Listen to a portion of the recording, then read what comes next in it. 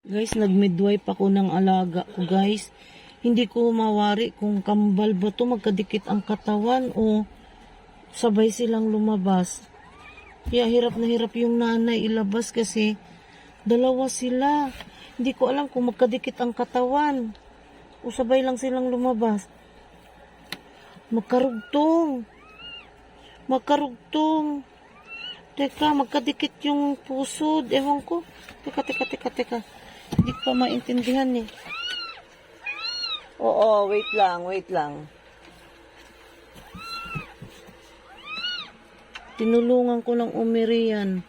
Magkahiwalay. Ay, di ko alam. Hala, ay magkahiwalay sila pero sabay lumabas. Sabay sila lumabasan.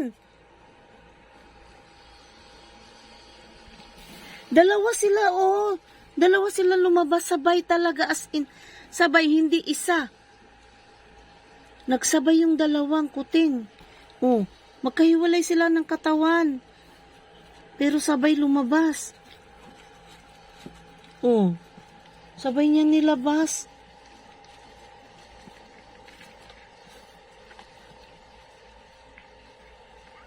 Kasi nakita ko ito yung unang lumabas. Tapos ito. Magkadugtong sila kanina. Parang si WD pa yung isa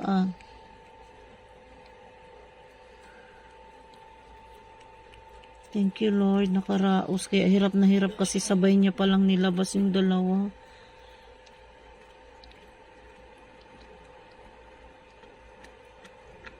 Sabay niyang nilabas yung dalawa.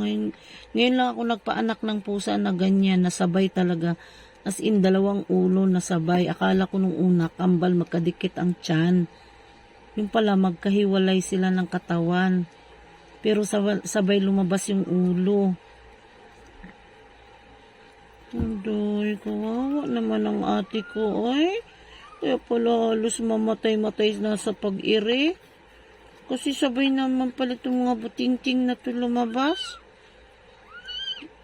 Opo, may lumabas na po kasing isa sa kanya. Dito hinalo ko, ayun yung puti. Kasi naiipit niya sa sobrang hirap na hirap siyang umiri. Yan yung itim, yung puti na yan. Yun yung anak niya na unang lumabas. Hinalo ko muna dito. Kasi baka mamatay. Dahil hirap na hirap siya kanina.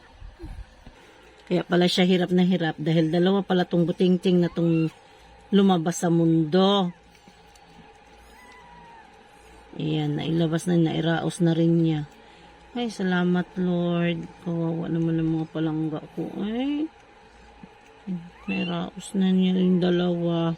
So, meron pa po yan kasi sobrang laki ng tiyan niya. Meron pa siyang ilalabas.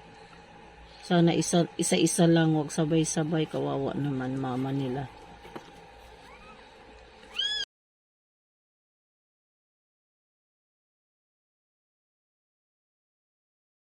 Hello vlog, welcome to my guys. At kung bago lang sa aking channel, pakiclick ang like, share, and please hit the notification bell para updated ka sa mga videos.